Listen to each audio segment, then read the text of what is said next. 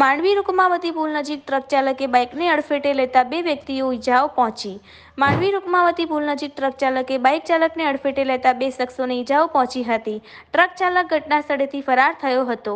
Bike ચાલકોને સ્થાનિકોની મદદથી સારવાર અર્થે ખસેડાયા હતા। સ્થાનિક લોકો અકસ્માત થતાં જ મદદે દોડી આવ્યા હતા। માંડવીનો ઐતિહાસિક રૂકમાવતી પુલ બંધ કરાયો છે, જે પુનઃ નાના વાહનો માટે કાર્યરત કરવાની માંગ સ્થાનિકોએ કરી હતી। રિપોર્ટર કાંતિલાલ સરસિયા। ગલીમાં છે આમાં એક્સિડન્ટ થયો, અવારનવાર એક્સિડન્ટ થાય છે। બંધ થયો છે એની વજહથી ઘણા એક્સિડન્ટ થાય છે, નાના વાહન ઘણા રજૂઆત કરી છે કે ચાલુ કરો એક્સિડન્ટ થતા પુલની વજહથી એક્સિડન્ટ થાય છે। પ્રશાસનને હજી પણ કહીએ વાહન હાલે કેટલા જણાને લાગ્યો છે? 2 જણાને લાગ્યો છે। અકસ્માત થયા કરે છે પણ પ્રશાસન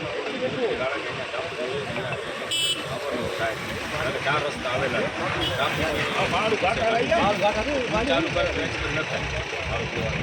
ટ્રાફિક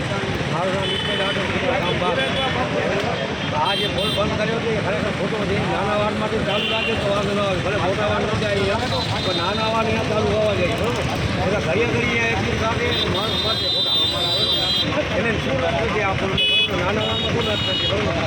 ફરતા તેનો મોટો પકડે, કારણ કે જે ઉપજ ખેંચાય છે જે ઉપજ સાથે એના માટે કાંઈ પણ સાથે તો આગળ નહીં આવે, બરોબર? આપણી માંગ એ છે કે આ પુલ જૂનું ચાલુ કરી નાખીએ, ભલે મોટો વાહન કરી નાના વાહન ચાલુ કરી નાખીએ, બરોબર?